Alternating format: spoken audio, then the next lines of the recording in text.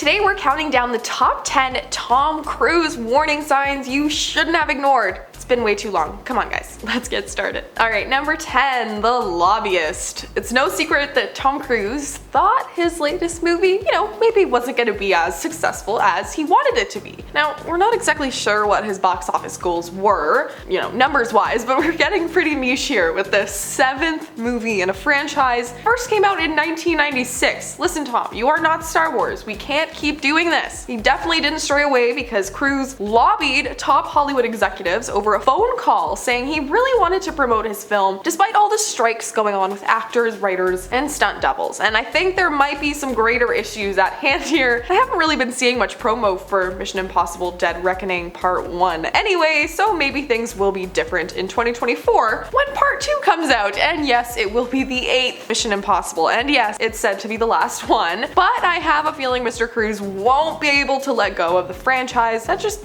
keeps him living in luxury. Up at number 9 is Short-Tempered. Now remember that shaky video footage of Tom Cruise that leaked? He was losing it on set. It was the peak of the pandemic and We Are the Gold Standard was born. In a rant of fury, Cruise noticed some of the crew were not following the rules. They were standing a little too close together, so instead of a normal conversation, he began shouting and swearing at a group of people in the video. You can kind of hear him say, "If I see you do it again, you're effing done." And the rest of his sentence is plagued with many more F-bombs, and he just kind of sounded like he was disciplining a bunch of high schoolers and not adults. He continued with, "We are the gold standard." Like, what does that even mean? Because those working conditions did not look gold standard at all. Alright, at number 8 we have talk show antics. Ah yes, the moment that will follow Tom Cruise to the grave. He probably regrets it, but it certainly made the world question the sanity of the famous actor. It was 2005 and Cruise had just gotten engaged to now ex-wife Katie Holmes, a fellow actor, and it's great to talk about loved ones, on shows to whoever, but it was Cruise's physical behavior that would lead to Oprah calling him her worst guest ever. Now back then Cruise, he still had female fans because his antics, that was just starting to come to the surface. The strangest thing about this interview though, that made history, was just how much contact there was, physically between Oprah and Cruise. I mean, it looked like they could have been a couple. Cruise had been constantly, reaching over to touch or wrestle the host, and I don't know. He then began jumping up and down on the couch and just acting very erratic, something, we'd never seen him do before. Overall, it was an odd display that was, a whirlwind act, because we know, of course, Tom and Katie were never meant to be when they separated after 7 years together. Number 7, the micromanaging lover. Tom Cruise was said to be a much more controlling romantic partner than we thought, but it really explains why Katie Holmes felt like she had to save her daughter Suri from him. But the story goes that Cruise was very controlling of his girlfriends and wives, and it was the very thing that would make them try and,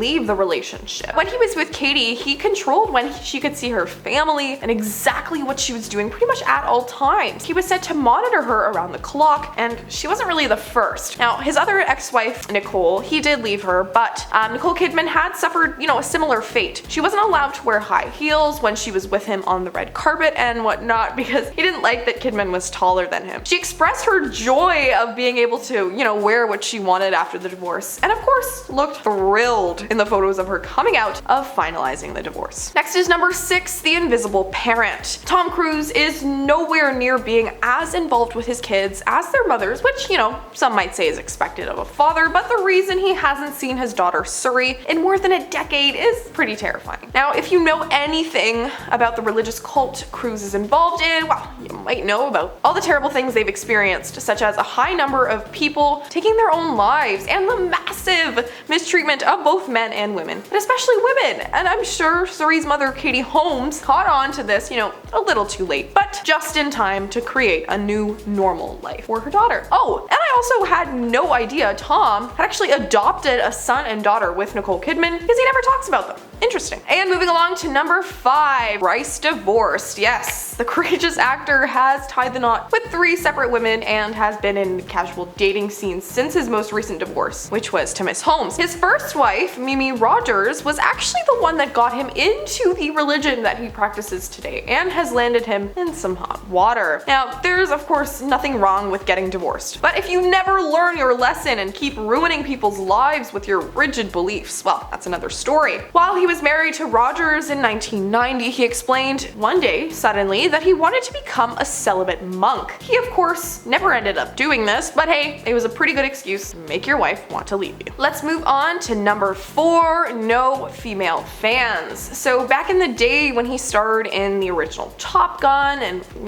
a few years later, War of the Worlds, Cruise still had many fans who were women and just, adored him. But when he started going against famous women who, they also adored, well, things got a little messy. For one, Cruise came for actress and model Brooke Shields for using antidepressants. He said it was irresponsible, which is quite the opposite of the truth. And in an interview, he claimed to know the history of psychology to back up his point. And, he then later had to apologize for his hurtful words because he realized, people were offended. He also acted rude and arrogant towards the women sailors that helped with the production of Top Gun Maverick. He then forced top-ranking army officers to, come out and say that these women simply misinterpreted instructions. Yeah, for sure. Up next is number 3, the Paramount Brawl. In 2006, Paramount, the studios responsible for Cruise's Mission Impossible movies, had announced they would be fully cutting ties with the actor based on his behavior outside of the movie set. They said he was basically taking his and the company's positive reputation away by acting crazy on Oprah and expressing some pretty extreme views. So Paramount came out with a statement saying, quote, "His recent conduct has not been acceptable to Paramount. He had never behaved like this before. He really went over the top." Well, the truth was he was losing them lots of money and his popularity rating went down by 40% just from 2005 to 2006 alone. Now, would you have sided with Cruise or Paramount? And at number 2, we have too much power. You've heard of some of the highest paid actors in recent years, and Cruise has been one of them, but many have been raising the suspicion that the actor is being overpaid and given too much power in certain circumstances. And yes, Cruise has gotten away with a lot of crazy things. In 2022, Cruise was making more than Will Smith, Leonardo DiCaprio, Dwayne Johnson, and all of his fellow male Hollywood megastars. But many began to question the need for the $100 million